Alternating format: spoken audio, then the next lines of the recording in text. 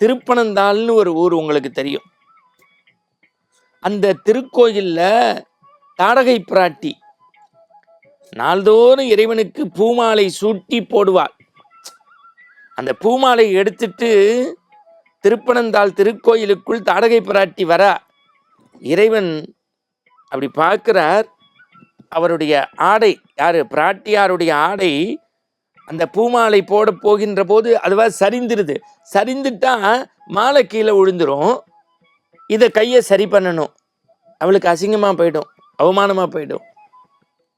எம்பெருமான் தன்னை சாய்த்து கொண்டார். யாரு? பிராட்டியாருடைய அன்புக்கு. இதை மன்னன் கேள்விப்பட்டு இறைவனை சரி பண்ணுவதற்கு யானை வரைக்கும் கட்டி எடுத்து சரி பண்ணி பார்த்தான். நடக்கவே இல்லை.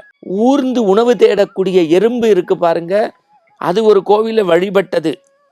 அதுதான் திரு எறும்பியூர் அப்படின்னு பேர் வந்தது. சிலந்தி அம்மையப்பான்னு நம்ம கொண்டாடக்கூடிய, எல்லாம் வல்ல காதலாகி கசிந்துருகி கண்ணீர் மல்க வேண்டுமே அந்த எம்பெருமான தன்னுடைய அன்பால் வேண்டியது சிலந்தி.